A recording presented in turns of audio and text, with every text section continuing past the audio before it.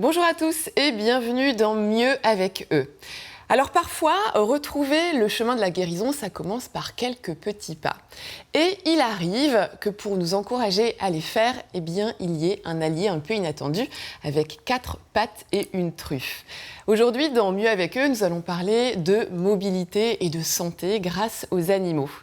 Après une blessure grave et un long parcours de rééducation, notre invitée, Anne, a trouvé auprès d'une chienne une alliée inattendue justement pour lui redonner confiance, pour regagner en mobilité et pour avancer vers le chemin de la guérison. Donc dans cette première partie de l'émission, on va découvrir comment la présence d'un animal peut devenir un véritable moteur dans un parcours de reconstruction physique. Ensuite, on va s'intéresser à un enjeu de santé publique qui est la sédentarité. Pourquoi avons-nous tant de mal à bouger aujourd'hui, à faire de l'activité physique? Et comment l'animal peut-il venir justement s'intégrer dans notre quotidien pour tout naturellement, finalement, reprendre le goût de cette activité physique. Et enfin, dans notre rubrique « Mieux pour eux », nous verrons que le mouvement est aussi indispensable pour nos animaux. Mobilité, entretien musculaire, lutte contre la sédentarité aussi, lutte contre les douleurs, comment les aider à rester actifs tout au long de leur vie et à des moments clés. Bienvenue dans Mieux avec eux, c'est parti.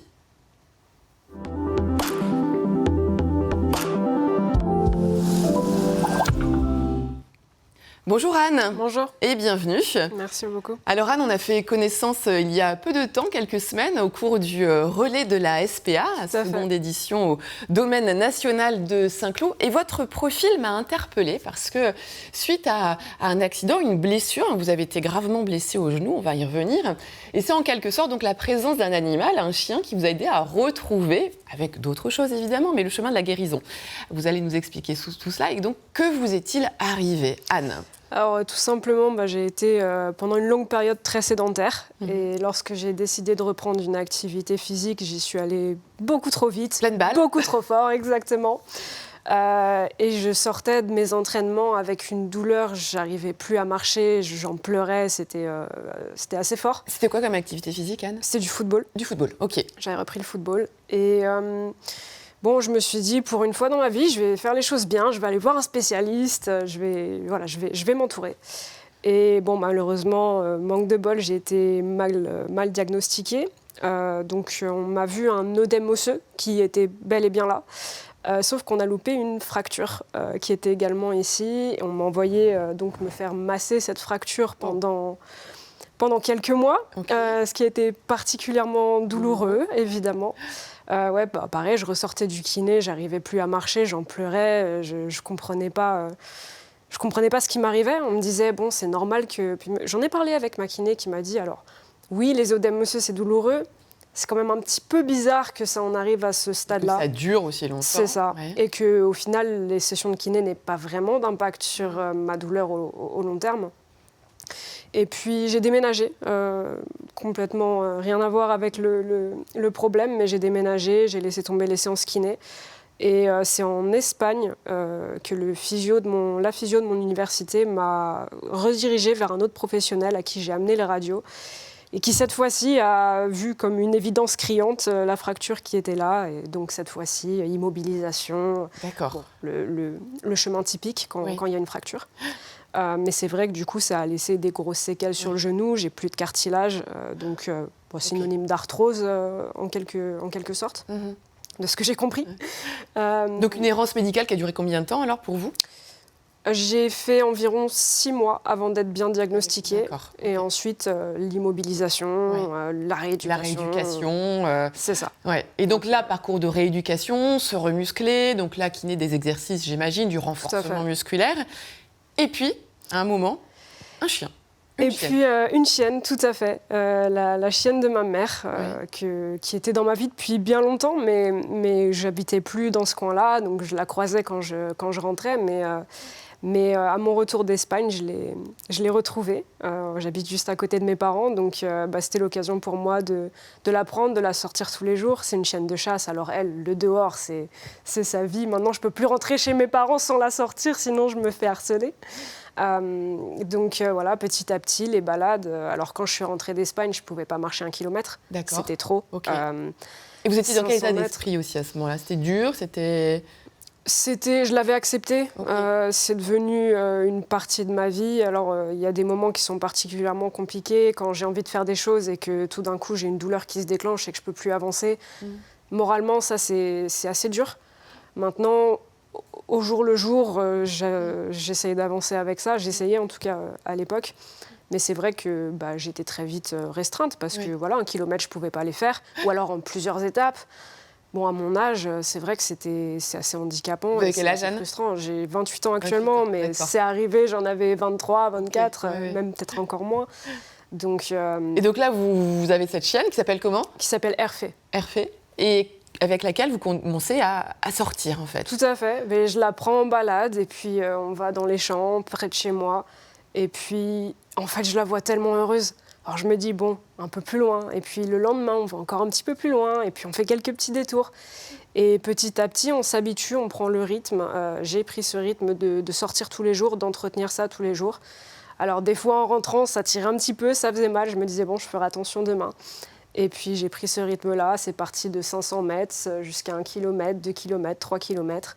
Et petit à petit, ça a augmenté. D'accord. Et donc, vous avez vraiment le sentiment que cette chienne, elle a été un petit peu un déclic pour vous obliger à faire plus, en fait, et puis à aller vers le chemin de la guérison, comme on dit. Tout à fait. En plus, moi, marcher pour marcher, j'ai jamais trop vu l'utilité. D'accord. Bon, quand j'étais en Espagne, il y avait la plage, c'était sympa, mais bon, près de chez moi, juste aller dans les champs pour aller dans les champs, c'est pas quelque chose qui me parlait.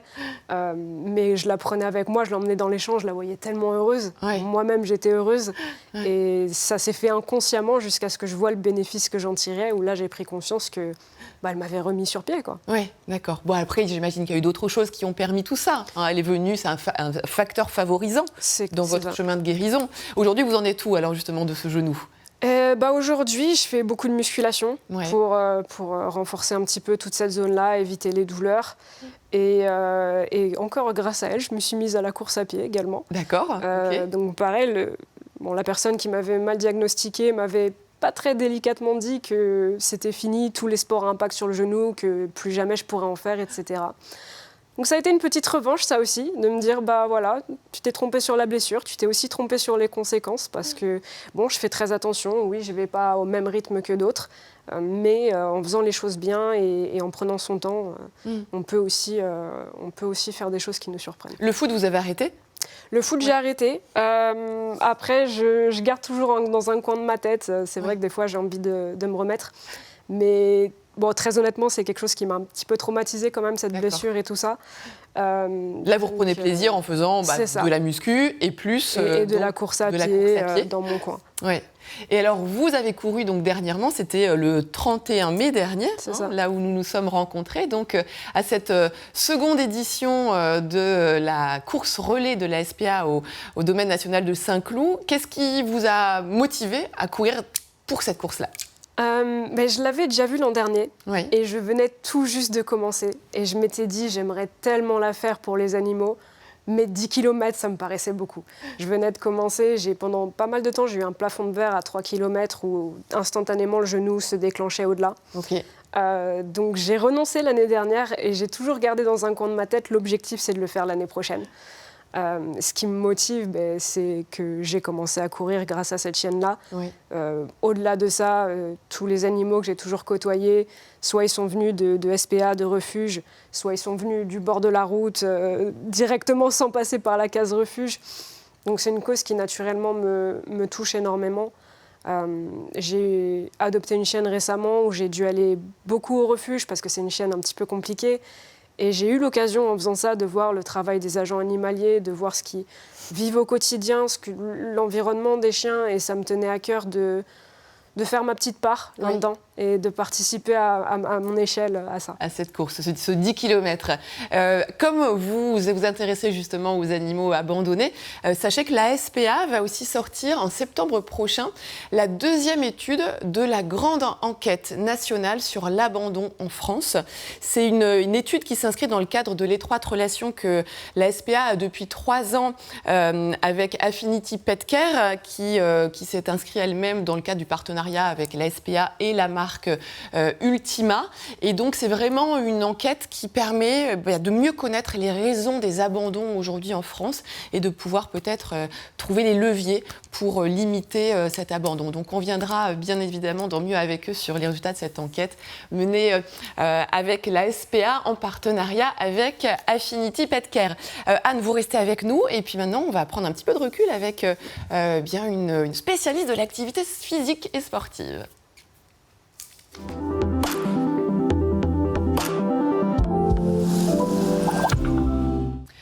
Bonjour Julie. Bonjour. Alors vous êtes directrice technique régionale pour le comité régional Sport pour tous Grand Est. C'est exact. Bienvenue parmi nous. Qu'est-ce que vous inspire tout de suite le témoignage d'Anne? Puisque vous, en fait, votre objectif, c'est d'inscrire l'activité physique dans le quotidien de tous les Français. Exactement.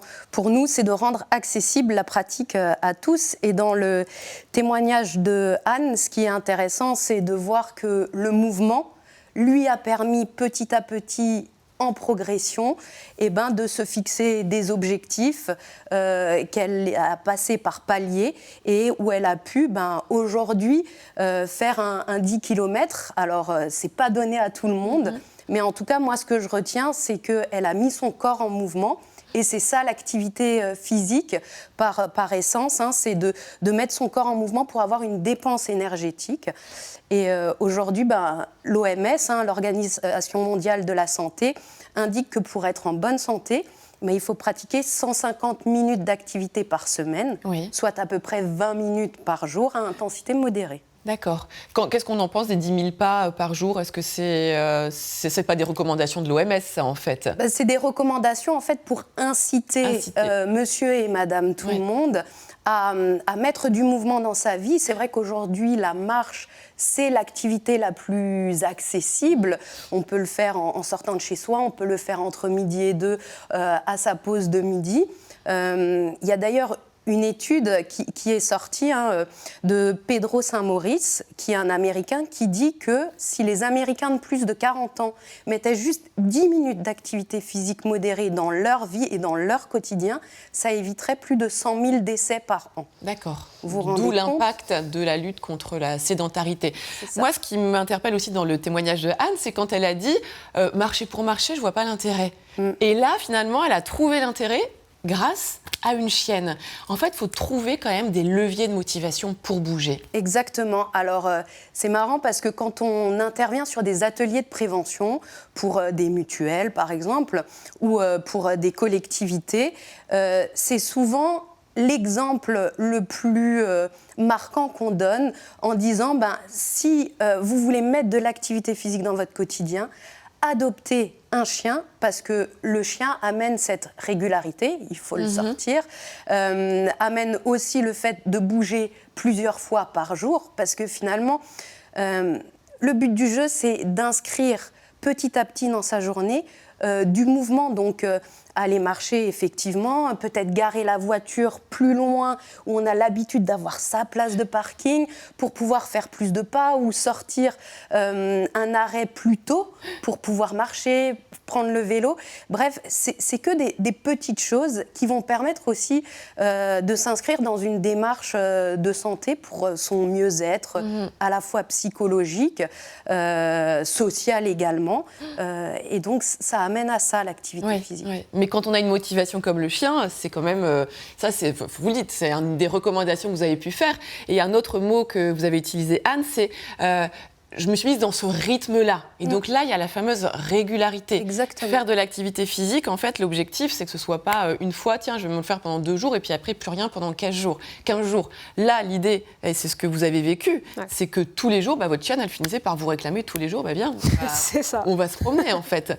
Donc là, il y a une véritable motivation régulière et qui dure dans le temps, quoi. Oui, parce que le mouvement appelle le mouvement, comme finalement le chien qui réclame de sortir. En fait, quand on fait de l'activité physique, on sécrète aussi des hormones, de l'endorphine, qui est l'hormone du bien-être, et qui, du coup, nous invite à faire de l'activité physique. Et souvent, je ne sais pas comment, Anne, vous réagissez par rapport à ça, mais quand on ne le fait pas, on a une sorte de manque du mouvement, de bouger.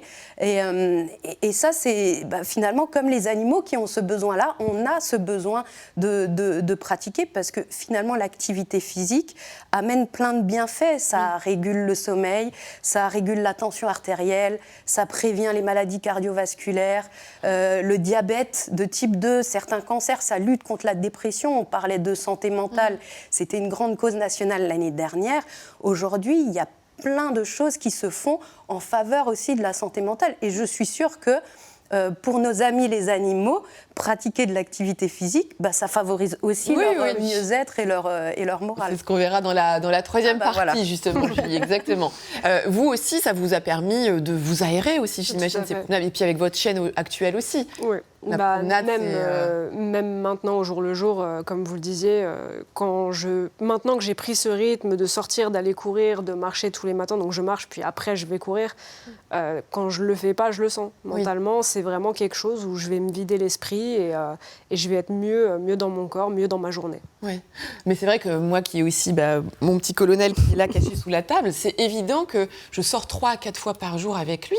Je n'irai pas marcher comme ça, je n'irai pas me balader au bois de Boulogne si j'avais pas de chien. Enfin, ça oblige en fait, et puis ça oblige mais sans que ce soit une contrainte, c'est-à-dire que ça devient un plaisir parce qu'on partage justement cet effort avec son animal. Vous parliez des 150 minutes qui sont recommandées justement par semaine, des recommandations de santé publique. Il y a une étude qui a montré que quand on a un animal, on a 2,5 fois plus de chances de remplir justement ces recommandations d'activité physique. Donc c'est quand même, on est bien au-dessus de la moyenne de la population par rapport au mouvement.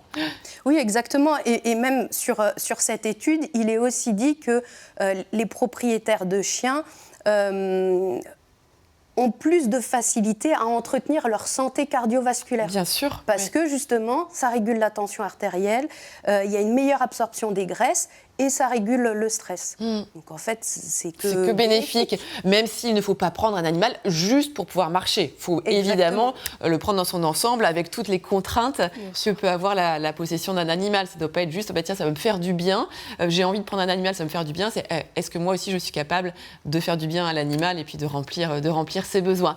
On va continuer à parler justement d'activité physique autour des animaux. Anne, merci beaucoup d'être venue. Vous vous baladez toujours avec votre chienne actuelle, vous, de toute façon. Toujours. Toujours. Plusieurs fois par jour, combien de fois par jour? Alors, la mienne, c'est juste le matin parce qu'elle est un petit peu particulière. D'accord. Et quand c'est le soir, elle comprend pas trop. Donc, c'est juste le matin, mais on fait au moins 1 heure tous les matins. D'accord. Et celle de ma mère également, je l'emmènerai jusqu'à la fin tous les matins aussi. Parce qu'elle vous a tellement aidé sur le parcours de la guérison. Merci Anne d'avoir été avec nous.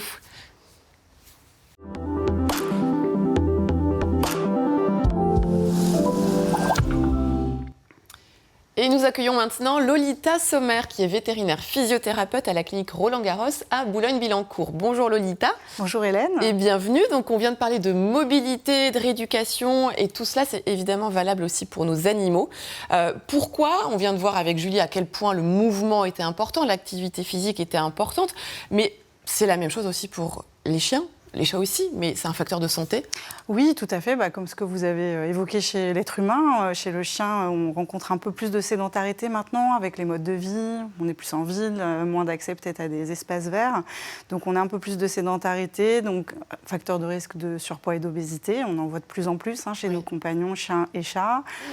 Perte de masse musculaire quand on ne bouge pas beaucoup, comme chez l'être humain aussi, j'imagine, tout pareil. Aussi peut-être des choses auxquelles on pense moins chez l'animal, mais aussi des conséquences un petit peu psychologiques, un peu moins de stimulation, surtout sur l'animal qui vieillit, mais il est un peu moins stimulé, les fonctions cognitives baissent un petit peu, il perd un petit peu d'intérêt aussi, donc essayer de continuer à maintenir une activité, ça aide aussi au niveau sociabilité avec les autres chiens, psychologique pour se sentir bien, donc c'est assez large en fait les conséquences de la sédentarité. Comme pour... Exactement. Comme pour les humains. Exactement.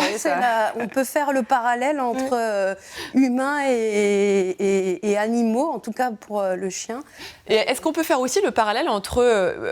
vous, Julie, vous faites le parallèle entre la différence entre l'activité physique et le sport. C'est-à-dire quand on dit il faut bouger, il ne faut pas imaginer forcément aller courir 15 km, faire je ne sais pas combien de tractions, de burpees ou quoi que ce soit. On n'en est pas forcément là. Exactement. C'est vrai que dans la représentation de certaines personnes, faire du sport, et c'est vrai qu'on utilise le terme sport où on englobe tout, mais le sport peut faire peur parce qu'on a des images autour de ce qu'on voit aussi à la télé, donc c'est la compétition, c'est la recherche de performance, il faut avoir mal, il faut des courbatures, il faut transpirer. Mais en fait, aujourd'hui, nous, à la Fédération française Sport pour tous, on parle plutôt d'activité physique et du coup d'accessibilité à tous. Et je suis sûre que près de chez vous, il y a un club Sport pour tous, parce qu'aujourd'hui, il y a 2100 clubs sur le territoire national. Et en fait, la particularité de ces associations, c'est d'avoir un accueil personnalisé, de faire de l'activité ludique, dans un état d'esprit bienveillant, où on peut échanger, partager, mais surtout de l'activité physique qui est adaptée. Et là, on peut faire aussi un parallèle avec ce qu'on peut faire avec les chiens aussi. Oui, complètement. Si on reparle, il y a aussi des activités, je vais partir du plus original peut-être, il y a beaucoup d'activités peut-être qu'on ne connaît pas toujours. Il y a l'agility qui est très connue, mais il y a aussi un dérivé assez récent qui s'appelle le hoopers, qui est un peu comme l'agility mais sans les sauts, donc qui peut être très intéressant pour des chiens qui seraient un petit peu plus vieillissants ou qui peuvent avoir des soucis de dos ou de hanche par exemple. Et là, il faut savoir que sur ces parcours-là, le chien court, mais l'humain est à côté aussi. Ça c'est une très bonne activité de combinaison. Oui, tout à fait, parce que Agility ou Hoopers, le propriétaire doit aussi courir, donc c'est très utile. Il y a aussi l'obérythmie, la danse avec son chien, où il y a aussi un binôme propriétaire-chien qui a de l'activité. Après, effectivement, quand on parle de sédentarité chez le chien, on a une définition en fait assez claire pour donner un ordre d'idée au propriétaire. On parle de sédentaire quand le chien fait moins d'1 heure d'activité par jour libre, c'est-à-dire s'il n'a pas accès à un jardin, s'il n'a pas la chance de pouvoir être lâché, c'est pas toujours facile. Donc s'il n'a pas la chance d'être comme ça en liberté au moins 1 heure par jour, on considère déjà que c'est de la sédentarité, ça peut arriver assez vite, parce que sur une semaine, ça fait 7 heures. Oui, effectivement. Alors, c'est pas grave s'il en fait moins, on s'adapte, mais on sait que du coup, c'est plutôt de la définition de sédentarité avec, faut adapter aussi les apports d'alimentation, ne serait-ce que ça, pour pas qu'ils prennent du poids. Et dans ces cas-là, quand on parle de sédentarité chez l'animal, on dit que c'est moins d'1 heure, on est dans la sédentarité. Est-ce que dans cette heure-là, ou dans ce plus d'1 heure-là, la marche, la promenade en laisse rentre? Alors, ça rentre, mais c'est pas au sens libre. Donc c'est vrai qu'idéalement, en termes de dépenses, s'il fait que de la marche en laisse, c'est plutôt considéré sédentaire. Alors après, parfois, on est obligé, si l'animal est plus âgé, a de l'arthrose, que ça arrive chez le chien aussi. Mais pour la définition. Et après, donc il y a les activités un petit peu originales. Il y a beaucoup de clubs aussi, donc il ne faut pas hésiter à se renseigner auprès de sa ville. Et après, ne serait-ce que faire appel peut-être aux personnes qui sortent les chiens, aux dog-sitters, pet-sitters. Ça s'est beaucoup développé en région urbaine, un peu plus chanceux dans ces zones-là, qui sortent les chiens en groupe en plus, donc il y a un vrai effet social, ils ont un groupe de copains, les chiens ils se retrouvent et ça leur permet d'aller courir tous en liberté. Pour les gens qui travaillent, c'est une très très bonne option qu'on recommande au maximum pour que chaque jour ils puissent un petit peu se dépenser, pas que le week-end, parce que c'est toujours un petit peu le rythme de nos vies qui fait ça. Et une idée reçue peut-être à casser, c'est de se dire, on a peut-être tendance à dire, j'ai mon animal qui vieillit un peu, il n'a plus forcément beaucoup besoin de bouger. Et oui, c'est un gros débat chez l'animal senior, je pense comme chez l'être humain toujours. On suit, ça évolue assez récemment en vétérinaire, l'accompagnement de l'animal qui vieillit senior en bonne santé. On sait l'accompagnement sur des pathologies. Sur l'animal qui vieillit sainement, on a effectivement tendance à se dire, comme il vieillit, c'est normal qu'il bouge moins, c'est pas grave, je vais le laisser dormir plus. Mais c'est dommage parce qu'on peut vraiment continuer à faire une activité en adaptant la sollicitation, la durée, l'intensité. Souvent, ce qu'on recommande sur ces chiens-là, c'est de faire des petites promenades en fleurs ou en trèfle, qu'on revienne relativement près du point de départ pour arrêter l'activité si jamais le chien fatigue, pas se faire un grand tour et se retrouver avec le chien qui est un petit peu fatigué à l'autre bout du parc. Alors, il y a des chiens petits qu'on peut porter, mais pour les grands, c'est plus difficile. Donc c'est une bonne option aussi pour adapter le temps de balade, surtout avec les grandes chaleurs. Là, des fois, on se fait un petit peu avoir. Mais oui, il faut continuer à solliciter le senior. Pour maintenir la masse musculaire, la souplesse articulaire. Et plus il perd du muscle, plus il a peur après de marcher. C'est comme chez l'homme, ou la femme. Donc c'est tout pareil, je pense. Exactement. Le senior, vis-à-vis de l'activité physique, c'est tout pareil. C'est que l'avancée en âge fait qu'on a une perte de la masse musculaire et l'activité physique, du coup, retarde ça, permet le maintien plus longtemps dans l'autonomie, permet de renforcer aussi les muscles, de travailler l'équilibre.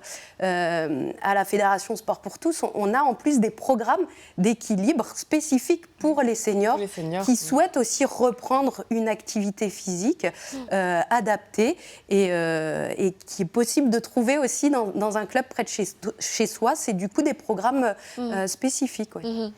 Et alors, on pourrait parler aussi, Lolita, d'un accompagnement qu'on peut aussi faire avec son vétérinaire ou avec un centre de physiothérapie qui n'intervient pas forcément que dans le cadre d'une rééducation. Vous pouvez nous en parler un petit peu ? Oui, tout à fait, vraiment dans la lignée de ce qui vient d'être dit. Chez le chien senior qui a un peu d'anxiété, qui a un peu d'appréhension de ressortir, qui ne fait plus trop ce qu'il faisait avant, qui court moins, joue moins. Un intérêt vraiment, c'est le travail dans l'eau, c'est l'hydrothérapie. Donc à la clinique où je suis, on a la chance d'avoir un tapis immergé où on peut gérer la hauteur d'eau, les faire travailler avec beaucoup d'eau, comme le travail en piscine chez l'être humain. Et on voit vraiment qu'ils reprennent confiance, ils retrouvent de l'amplitude articulaire en étant très allégés par l'eau. C'est un super exercice pour l'animal senior en bonne santé, même s'il n'a pas de pathologie officielle. Et vraiment, on les voit retrouver de la joie. Les propriétaires nous disent qu'il est plus dynamique, il rejoue, il refait des choses qu'il ne faisait pas avant, qu'on avait mis sur le compte de l'âge en se disant il vieillit, mais en fait... Il peut continuer de jouer, même. Il manquait de mobilité, en fait. C'est ça. Il manquait de stimulation et de mobilité. Malheureusement, le chien et encore plus le chat cachent beaucoup leur douleur. Donc ça, c'est intéressant aussi de toujours voir avec son vétérinaire s'il n'y a pas des petits signes discrets qui peuvent montrer que de l'arthrose est déjà là. On en a beaucoup et qui expliquent qu'il ne prend plus sa balle. C'est pas juste qu'il est vieux. Pour permettre de lutter contre l'arthrose ou en tout cas d'encadrer un petit peu cette pathologie, la masse musculaire. De toute façon. Et le travail dans l'eau, nous, on a des résultats qui sont incroyables. Nous, ça fait plus d'1 an et demi là, qu'on a ouvert le centre. Chez le chien, la chance qu'on a, c'est qu'ils sont d'une rapidité, que ce soit sur la rééducation neurologique ou juste sur l'animal senior. Ils reprennent de la masse musculaire de manière assez bluffante. D'accord, vraiment, et ça, vous le voyez comment, en fait, à la palpation ? Oui, on palpe et on prend les mesures. On prend les mesures des cuisses, les mesures des bras, des avant-bras. Et c'est vrai que souvent, il y a des petites asymétries, comme chez tout le monde. Et la chance du tapis roulant, c'est que c'est un travail très symétrique. Et avec la résistance de l'eau, on a vraiment une prise de masse musculaire, même chez l'animal âgé. Il ne faut pas se dire c'est trop tard. C'est plus difficile, peut-être, ou plus lent parfois, mais... C'est jamais trop tard. Et puis, donc, ce qu'on retiendra de votre présence à toutes les deux, c'est que l'idée, c'est de bouger, de lutter contre la sédentarité pour nos animaux et pour nous-mêmes. Et c'est pas forcément devenir des champions olympiques, c'est pas ça. Et on a tous des solutions autour de chez nous pour bouger. Et moi, je préconise de bouger avec son chien. Ça sera bon, finalement, pour le duo, le binôme homme-chien. Merci beaucoup, Lolita. Merci, Julie, d'être venue. Ça a été très éclairant. Et Colonel, on va bouger. On va aller se promener. Allez, on va aller se promener. À bientôt dans une nouvelle émission de Mieux avec eux.